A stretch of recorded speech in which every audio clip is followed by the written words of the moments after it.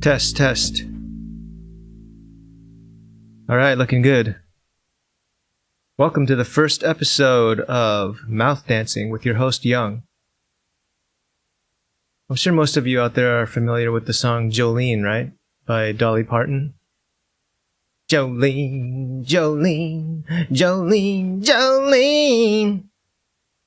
It's about this gorgeous lady with red hair and green eyes. Her eyes are like basically gems in her eye sockets. They're so stunning, right? And the singer is worried that Jolene is gonna steal her man, because that's how beautiful Jolene is. And Jolene doesn't even she's not even really into the singer's man, but you know, she could easily take him, and the singer's really insecure about this. There should be a straight guy version of this song about a man named Jimbo.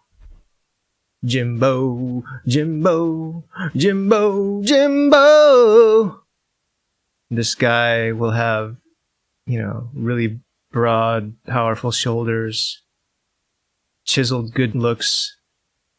You know, he's really confident. He's got some swagger. The guy he doesn't even have to try. Women are just falling all over the place for him. And, you know, you feel threatened by this guy. He wears tight pants to show off his meaty thighs and his big butt, big powerful muscular butt, and his huge bulge. It's like, hey guy, could you at least not wear jeggings for one day? Give the rest of us normal dudes a chance? But I don't know, maybe there's a song like that. I just don't know about it. If there is, please let me know. You know, you could shoot me a message or something. There might be a song like that out there. I think in the future there's going to be jewelry that's made out of dog poop. Petrified dog poop. Because a lot of gems, like diamonds and things like that, they come from organic matter that's hardened over time, right? Like diamonds. I think they say you could make a diamond out of coal if you crush it over time, you know, like millions of years.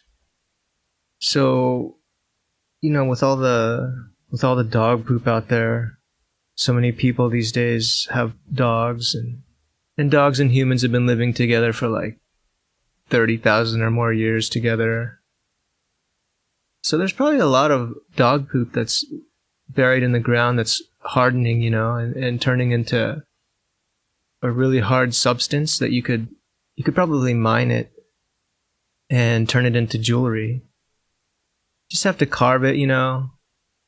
A really skilled jeweler could carve facets into it, put it in a nice gold setting on a necklace or a ring, and you know, you could propose to your loved one with that.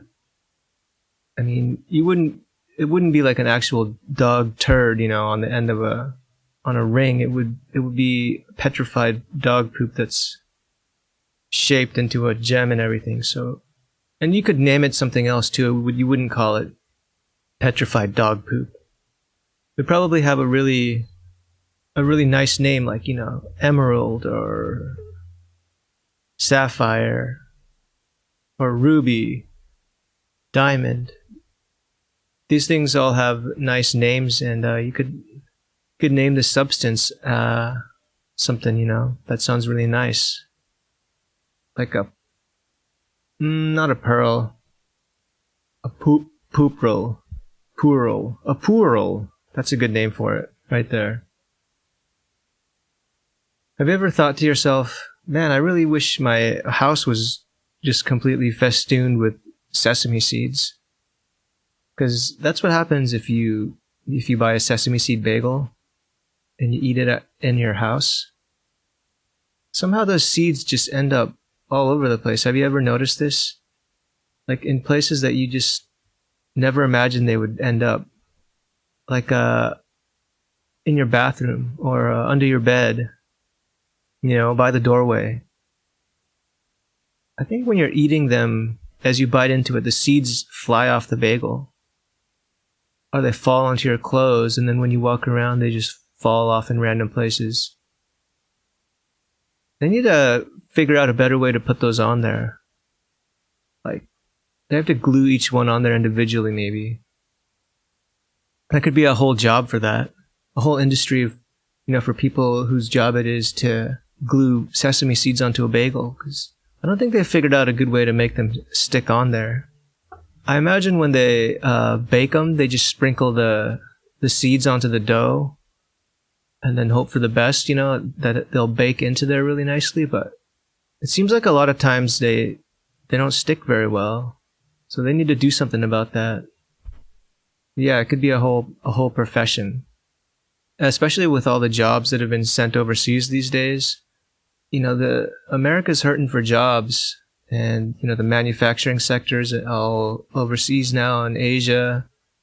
They're even outsourcing writing and editing jobs, which used to be pretty much all based in the United States.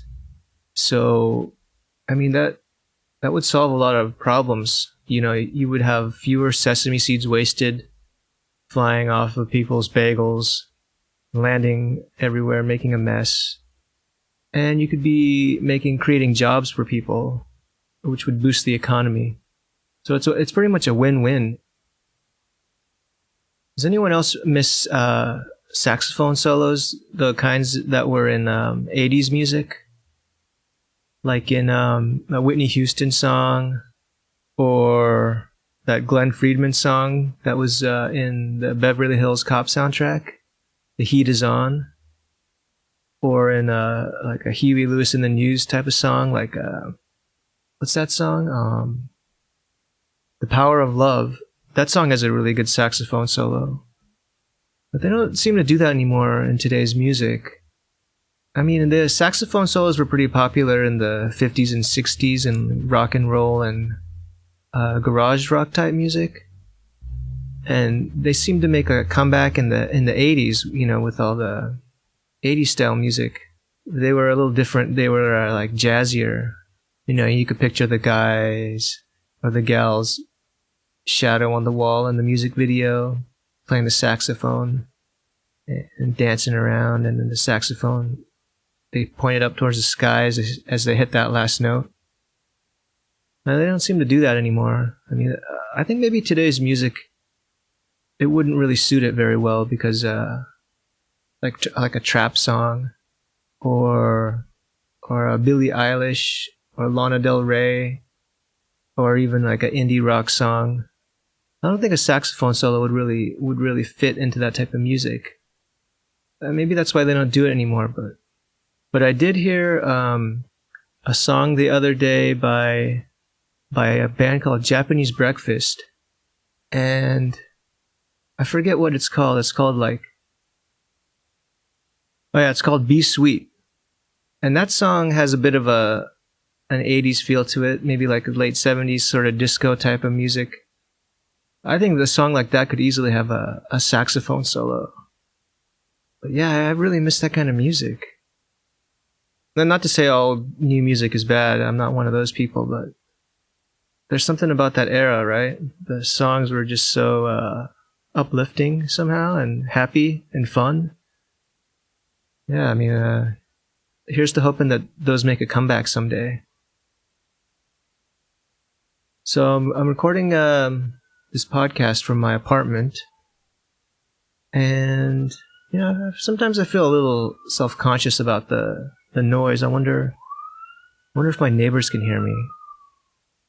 I don't think I've ever really heard my neighbors talking before, but I have heard one of them sneeze, which was kind of surprising to me because I thought the building had really thick walls and they couldn't hear anything that I'm doing. But then when I heard that person sneeze, I said, "Oh shit, have they been hearing me this whole time? Like everything I've been doing?" Then I thought maybe they just have a really loud sneeze. And voices generally don't travel that well through the walls. I'm not sure though. Or maybe they just talk really quietly. I've heard their televisions very faintly before. And I've heard sometimes things banging against the wall. But yeah, I'm not totally sure to what degree sound carries in here. They could hear everything I'm doing right now, for all I know. I guess I'd have to ask to find out, but I'm not going to do that because that would be really weird. And yeah, I'll just have to try to forget about it and just carry on with my life and do what I was going to do anyway, right? But anyway, I think that's it for the first episode. Wanted to keep it short and sweet. Don't want to scare anyone off on the first episode. And I wanted to just give everyone a taste of what this is going to be like. And, I'm still getting warmed up anyway. Give you guys a chance to acclimate as well. And yeah, I just want everyone to know that I do say you guys, generally speaking. I don't like to say you all or y'all because it sounds Southern to me. And, nothing against the South, but I'm not Southern, so I don't like to talk like that. So when I say you guys, I mean everyone. It's a gender neutral way of saying it for me. Yeah, other than that, I hope you enjoyed this episode. And if you did, please subscribe, rate, tell your friends about it. And I'll see you next time. Bye.